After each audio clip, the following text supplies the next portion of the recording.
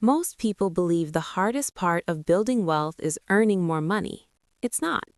The hardest part is staying motivated long enough for wealth to become visible, because the human brain doesn't naturally reward slow progress. And that's exactly why the first $100,000 feels so difficult. For years, the effort looks large, but the results look small. You're saving consistently, turning down purchases, trying to be responsible. Yet when you look at your account and see $12,000 or $24,000, it still doesn't feel like wealth. It feels like you're barely moving. That emotional experience stops many people before compounding ever has the chance to work. So today I want to explain something important: why the first 100K feels psychologically heavy, what your brain is doing during that phase, and how understanding progress motivation and compounding awareness changes the way you approach wealth building. Let's start with what this looks like in real life. Imagine a woman earning $82,000 a year. After taxes and deductions, maybe $5,100 hits her account each month. Her rent is $2,000. Groceries, transportation, and utilities take another $1,200.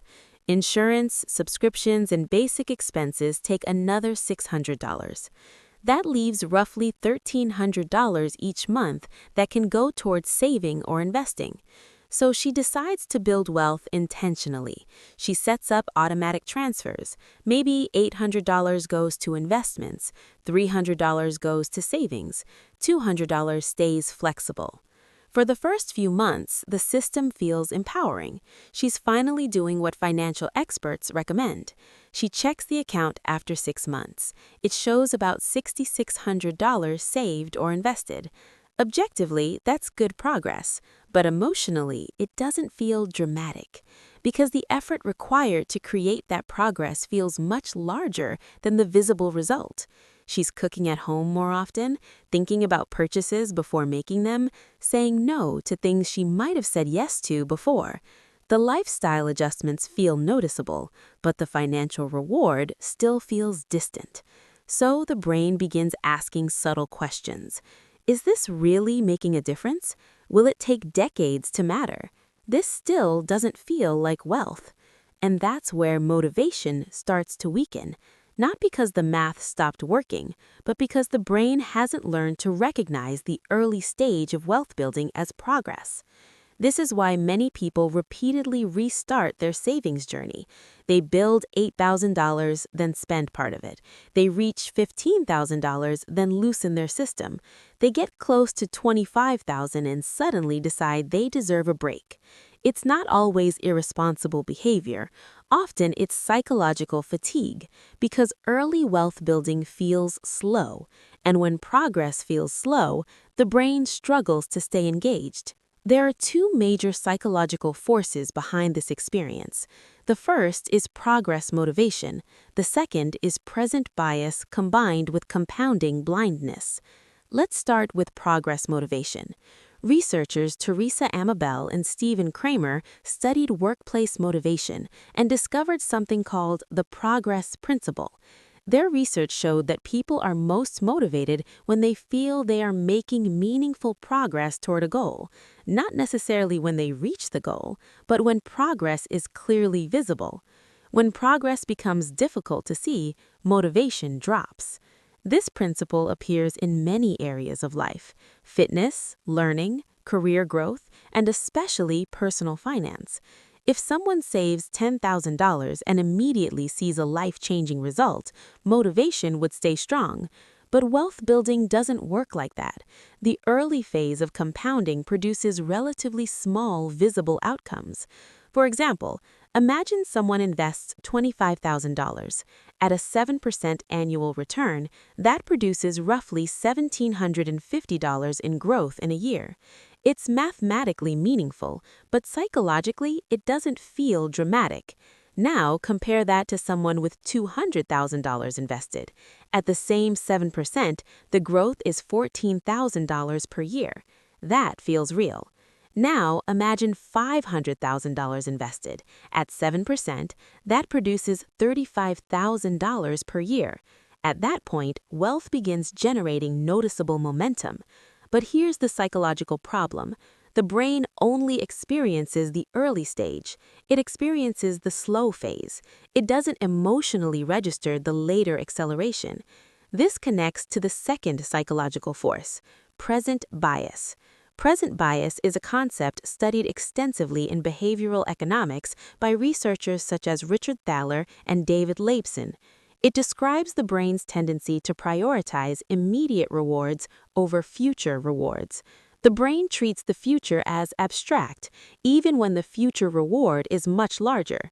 That means saving $1,000 today feels like a real sacrifice, while the wealth it creates 20 years from now feels theoretical. The cost is emotionally real, the reward feels distant. This imbalance makes the first phase of wealth building psychologically uncomfortable. Now add one more concept, compounding blindness. Most people understand compounding intellectually, but the brain struggles to intuitively grasp exponential growth. Humans think linearly, compounding grows exponentially. For example, if someone invests $1,000 per month with a 7% return, after 5 years they might have around $70,000. After 10 years, around $170,000. After 20 years, around $520,000. Notice something important. The first decade feels slow.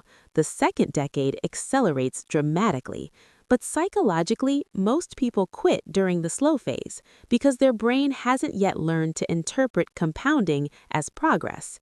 The early stage feels like effort without reward, even though mathematically it's laying the entire foundation for future wealth.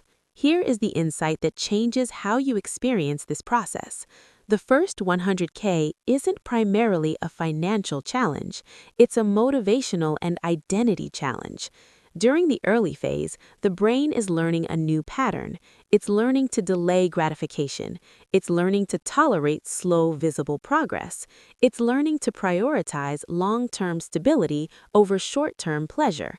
That process takes time. But once assets reach a certain level, something fascinating happens. Momentum becomes visible. Investment growth begins contributing meaningfully. The system starts reinforcing itself.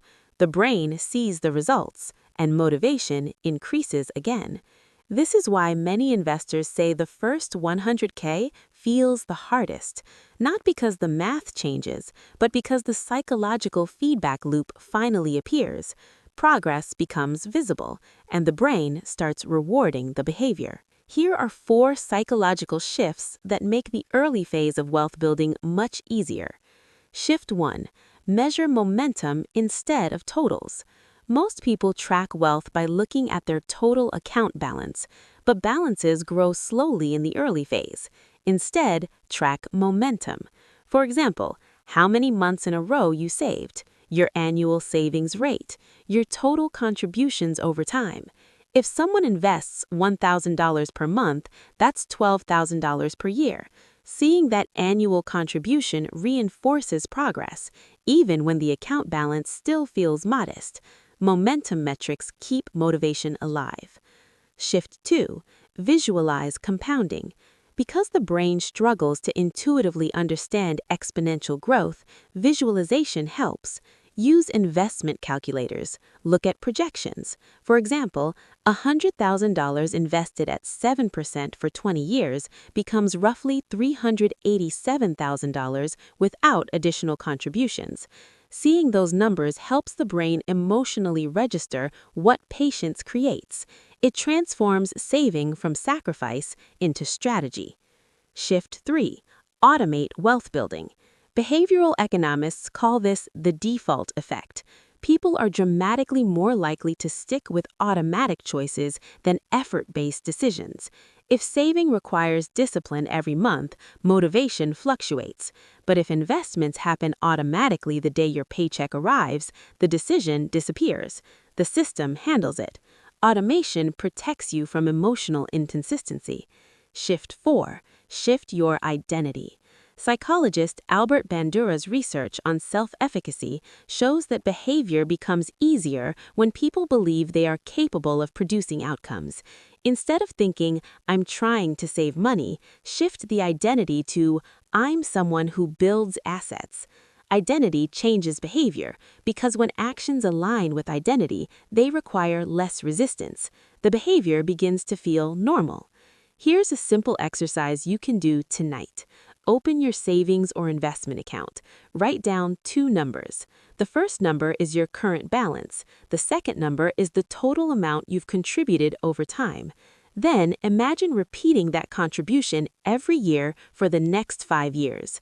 This exercise trains your brain to see wealth building as momentum, not just a distant milestone. And once your brain recognizes momentum, motivation becomes much easier to sustain. If this video made you realize that many of your financial behaviors are psychological, not mathematical, that's exactly why I created the Wealth Psychology Workbook. Many women understand money logically, but their nervous system still reacts emotionally to saving, spending, and investing. Inside the workbook, you'll identify your personal money patterns, understand the psychological triggers behind them, and learn how to design financial systems that work with your brain instead of against it.